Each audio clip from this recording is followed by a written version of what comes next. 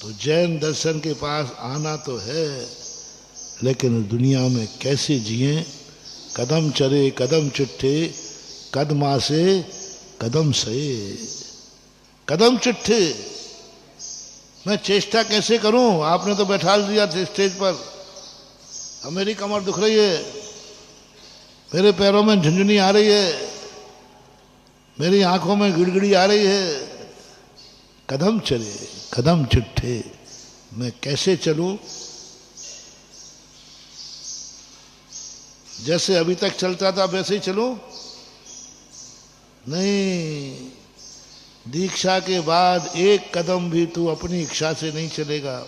कदम चेष्टे, मैं हिलू डुलू के नहीं, कदम चिट्ठे।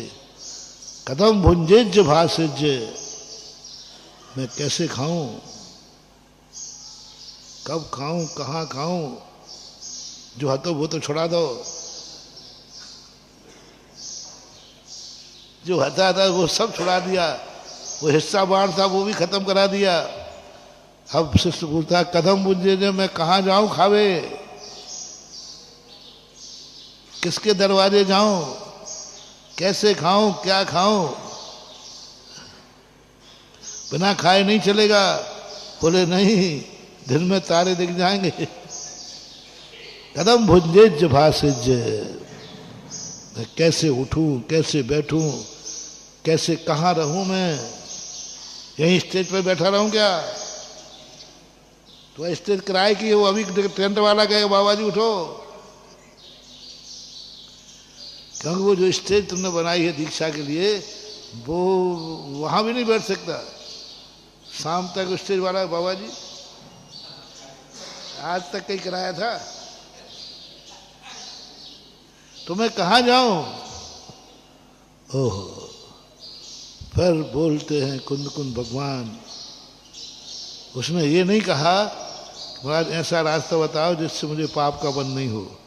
तो महाराज कहते थे गुप्ती में बैठ, ध्यान में बैठ जा। उन्होंने कहा नहीं, मैं चलूंगा तो सही लेकिन पाप का बंध नहीं होना चाहिए।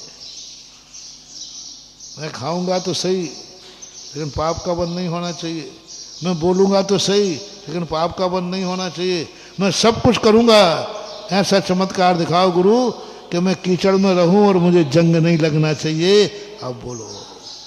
गुरु कहते कैसा खतरनाक सिला पड़ा। ये तो नहीं कह रहा कि महाराज हम सब कुछ छोड़ने को तैयार हैं, पहले कह रहा था, अब कह रहा आप तो ऐसा उपाय बताओ, मैं कीचड़ में तो जाऊंगा लेकिन जंग नहीं लगना चाहिए। पावम न बज्जति, मुझे ऐसा रास्ता बताओ, मैं सब कुछ करूंगा, मैं सब कुछ करूंगा लेकिन मुझे पाप का बंध नहीं होना चाहिए। इसी के लिए गुरु हो, नहीं तो गुरु काहे के लिए हो? चेला भी आगे का है,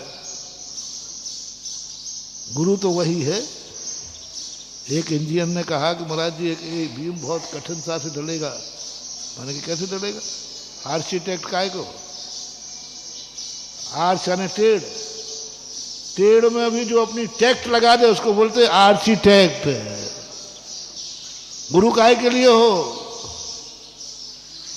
अग्नि में कूदूं और जलूं नहीं, ये आशीर्वाद गुरु का होना चाहिए। गुरु का अर्थ ये नहीं है कि तुम सब कुछ छुड़ा दो। गुरु का अर्थ है हम तो अग्नि में कूदेंगे, आपका आशीर्वाद होना चाहिए, जलूं नहीं। आशीर्वाद होना चाहिए, जलूंगा नहीं। मैं आकाश से कूदूंगा लेकिन हाथ में टूटना नहीं चाहिए। गुरु इसके लिए होते हैं। आप बताइए।